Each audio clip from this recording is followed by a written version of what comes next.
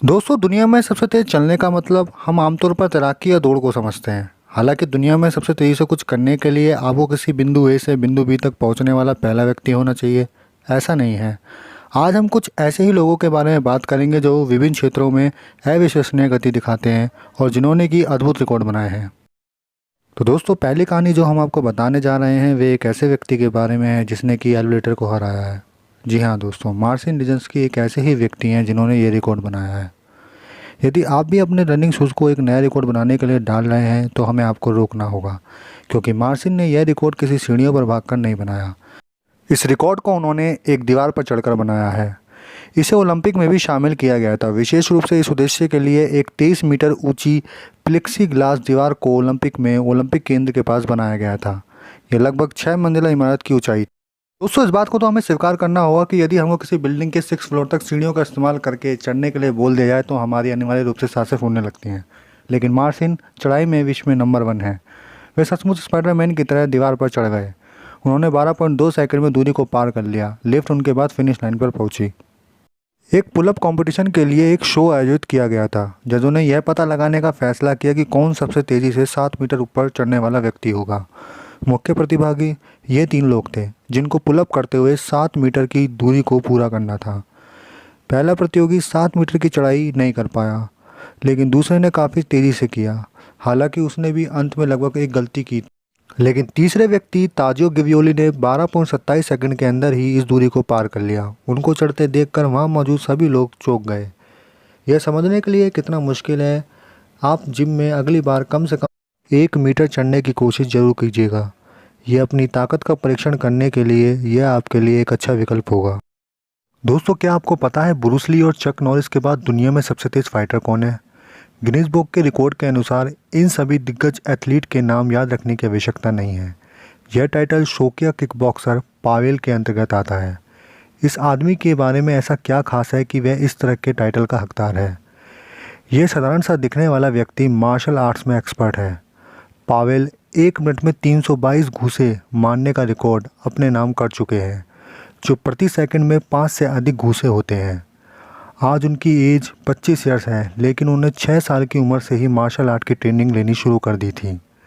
इस रिकॉर्ड को बनाने से पहले उन्होंने 6 महीने के लिए एक विशेष परीक्षण पाठ्यक्रम का पालन किया। प्रशिक्षण में मांसपेशियों के द्रव्यमान और क्रॉसफिट के लिए अंतराल काले शक्ति उठाने के तत्व शामिल थे। यह प्रक्रिया बहुत कठिन थी, लेकिन अब उनके हाथ प्रकाश की गति से भी तेज चलते हैं। संयुक्त राज्य अमेरिका के एक असामान्य ड्रमर जेसन बॉन्स ने कम उम्र में ही एक पेशेवर ड्रमर बनने का सपना देख लिया था, लेकिन साल 2012 में एक दुर्घटना ने उनके जीवन को बदल दिया। जब जेसन सफाई कर रहे थे तब वहाँ एक बिजली के शक्तिशाली करंट के झटके की चपेट में आ गए, जिसके बाद उनके कई ऑपरेशन हुए, लेकिन अंत में डॉक्टरों को उसके दाहिने हाथ के हिस्से को काटना पड़ा। सौभाग्य से जेम्स ने हार नहीं मानी, अन्यथा हम उनकी कहानी को आपको नहीं सुना रहे होते। उस व्यक्ति ने व्यक्तिगत रूप से अपने गैरेज में एक कृत्रिम अंग बनाया।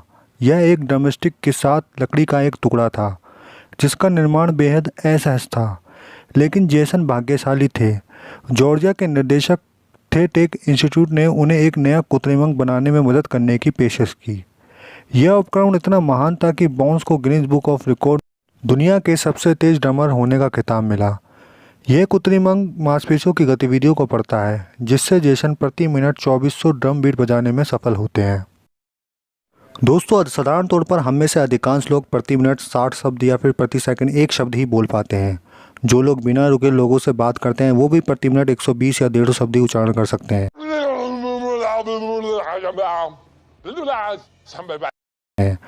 लेकिन फिर भी एमिनेम जैसे लोग हैं जिन्हें आपने शायद सुना भी होगा, जिन्हें रैप का गॉड भी कहा जाता है। उन्होंने अपने लास्ट सॉन्ग में प्रति 30 सेकंड में 229 शब्दों की स्पीड से रैप किया। लेकिन अब मैं आपको जिस व्यक्ति के बारे में बताने वाला हूँ वो कोई रैपर तो नहीं है, लेकिन उनका नाम एक हिप हॉप कलाकार की तरह लगता है। शॉन सेनन का म्यूज़िक के बिजनेस से कोई लेना देना नहीं है, हालांकि वह इस ग्रह पर सबसे तेज़ बात करने वाले व्यक्ति हैं। कनाडा के इस व्यक्ति ने 1995 में यह उपाधि प्राप्त की थी। चलिए एक बार इनको सुनते हैं।